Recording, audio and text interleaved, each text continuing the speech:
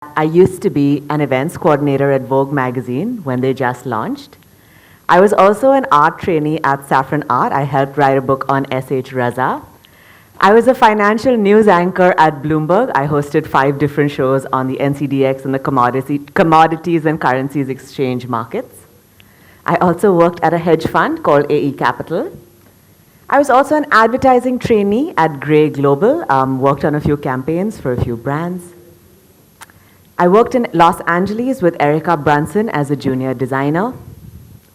I also made some amazing coffee at a coffee shop where I worked as a barista for quite a few months and a cashier as well. I was also a theater actor at one point in my life where I acted in several national plays that won lots of accolades for. And I've also had half a dozen more jobs on top of this. And the only thing all of these have in common is that I didn't enjoy any of them and that I quit all of them. Good morning, my name is Sham, and today my talk is about the power of openness. I'm going to be openly sharing my experience, what brought me here today, and hopefully inspire a few of you to be more open in your lives, in your dealings, and I'm also going to tell you how I have interpreted openness in my life. Let's take you back a little bit and explain to you where I come from. That's my great-grandfather, Mr. Abdul Qadir Essajees Sham, and I'm showing you a picture of him because I'm part of a 4th-generation family company that has a 110-year-old legacy. The company was passed on from my great-grandfather to my grandfather, and from my grandfather to my dad, this handsome chap that's sitting right here in the audience. Yeah, Dad. And the business was passed on from my dad to me and my sister. That's the 2 of us that were playing at my dad's store. And that's a picture of me sitting on a stone elephant at the store that still exists today. It was a double-edged sword for me growing up in a family business because on one hand, it was amazing having all of this legacy surrounding us. But on the other side, I did feel a lot of pressure to join something that was 4 generations old. And I definitely did feel the weight of that on my shoulders. Somewhere along the way, I got very, very, very lost. And I'm so happy I'm speaking to students here today because I'm sure many of you are maybe feeling lost right now. Maybe you have felt lost, or at some point you will definitely feel lost. I did my undergraduate degree at Duke University in the US. I had no idea what I wanted to study. I was kind of like that jack of all trades, master of none. I was good at a lot of things, but I was not great at just that one thing. So I tried a whole bunch of subjects, realized I didn't like any of them. Sounds like there's a familiar theme going on in my life, right? And then finally I did a class in art history. I completely fell in love. I thought it was so fascinating trying to understand how artists think, why they make the art that they do. And so I graduated with a degree in art history. I also went away to Oxford University for a year where I studied 19th century French art. I graduated with a degree in art history, not realizing that that makes me one of the least hireable people on planet Earth. Nor did I want to be an art curator, and nor did I want to be an art professor. So what I was supposed to do with my degree at this point was a complete mystery. I've had a fancy degree, fancy education, and about 11 different jobs at that point. And I come back, and all roads lead to the family business. I'm there working with my dad and the family business, and it was a very confusing time for me. I didn't particularly enjoy it. I felt like I was an overpaid secretary most of the time. The work was amazing, but somehow I just didn't connect to it the way I wanted to. In one of my many arguments with my dad, decided that this job was not for me, went to Bloomberg, decided to be a news anchor. Surprise, surprise, realized I didn't like that also, quit that as well, and found myself back at Essajees. I felt like a misfit for most of my 20s. I always thought, am I good enough? I had so many friends that were super high achievers that knew exactly what they wanted to do from day one. I love food, I'm going to be a chef. I love jewelry designer, I'm going to design jewelry. And I had so many friends that were high achievers that it always made me feel like I was the misfit. I had no idea what I was doing. All I had was a very, very fancy degree, a bunch of work experiences, and the only thing I knew about them was that I hated everything. And I was essentially wandering around like an aimless soul, no money to my name, no work experience to my name, and not particularly a great candidate for anyone to hire. But somewhere along the line, all of the dots started to connect for me. I think this is one of the most powerful things for me. Because I had tried so many things in my life, I knew exactly what I don't like. For all of you listening to this today, maybe you don't know exactly what you do like, but it's equally important to know what you don't like. And for me, I had enough experience to tell me what I don't like, and also I know exactly who I don't want to be. I interacted with so many people who behaved unethically, who dealt with me with a lot of ego, who spoke to me rudely or badly. I think this also had a feature of me having had so many jobs that I interacted with so many different people, and it gave me the life experience to understand both of these things. This is how I then found myself. I was back at Essajees working with my dad and selling furniture, art, antiques, part of the family business, and there was a client who came up to us and said that she actually wanted to buy some lights. I went to her house to sell her lights. Me and her had this instant connection, and she kept calling me back again and again and saying, what should I do in this corner? What should I do here? What should I buy for here? And before I knew it, I was giving her all kinds of suggestions just like that. And one day she turns around and tells me, Sarah, you would make a fantastic interior designer. I told her, you've lost your mind. I'm not an interior designer. You don't know what you're talking about. And she said, no, you're really, really good. Give it a chance. At that point, I had already tried and failed at so many different things that I said, you know what, why not? Let's try this also. I tried it, and it actually turns out I am a fantastic interior designer. Finally, everything sort of aligned, all of my life experiences, my education, everything sort of just came together. I ended up designing her home. I also went back to school for another 2 years. After studying for 4 years and working for 5 years, I decided it was time to go back to school. I finished her house, and I finished my course at the same time. Coming back to the power of openness, which is the topic of today's discussion, the one thing that I learned is that there is no such thing as too late, and I really want to encourage all of you guys to let that set in. If when you're 50 or 60 or 30 or 40, you decide you want to switch careers completely, that's okay. Just because you're studying something right now doesn't mean that it's set in stone. Always keep yourself open to the possibility that there are many things that could be for you. It may not just be one thing, and maybe you don't have it figured out right now, but at some point you will. I want to bring up an example of my mother-in-law, who I'm so proud of, who's also here in the audience today, who at the age of 65 decided that she's tired of not knowing how to swim, and she went back to swimming lessons. She put herself in a swimming pool and said, I'm tired of not knowing how to swim. It's really never too late, and I want you guys to always remember that. Julia Child, the cookbook author, found her success at 50. Stan Lee, comic book superhero, found his success at 40. And Vera Wang, the American wedding dress designer, actually entered the industry at 40. Forget finding success. So don't let this age in your 20s where everyone is doing different things, don't measure yourself against someone else's success or your path against someone else's path. So here I am, finally found myself. Definitely did not take the shortcut. I definitely took the very long, winding road to make it here. These are the early days where my father very kindly allowed me to work out of the basement of his shop. We fondly call this place the dungeon. It had no windows, no ventilation, no natural light, but I used it rent-free for 7 years, and I'm very grateful for that. We grew our business from this space and really, really worked hard, worked long hours. I started out with working on single bathroom projects, single bedroom projects. I did it all. But there was an unsaid rule that existed in my industry, and that is, I keep what's mine and I do not share. So when you go into the world and there are so many consultants, everyone always keeps what is theirs to themselves. It's my client, my way of dealing, my system, my process. And people don't want to share information because they feel like that's what makes them special.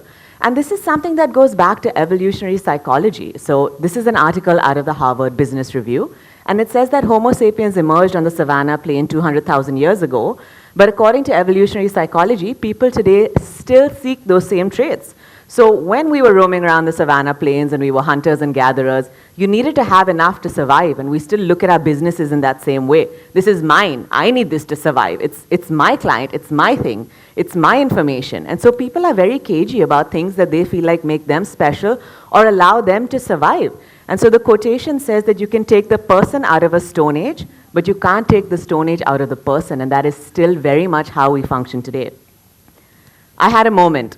And this is a moment that I will never forget. It was February 2020, and as you can see from this picture, I was a speaker at an event, so things were going well for me, okay? Like things were on the upswing at this point. And this was a talk that I did in Delhi at a show called India Design. I was there and there was a friend of mine and he said, hey, why don't we have lunch? There's another designer, why don't we all have lunch together? I was like, cool, whatever, I'm okay, as long as I get fed. And so we're all sitting for lunch together. It's me, my friend, this designer and his wife. And as we're eating lunch together, this designer is constantly stopped, constantly, by various people that are coming up to him. His name was Ambrish Arora, and he ran one of India's largest design studios called Studio Lotus. I literally had no idea. We were just trying to grab a bite together.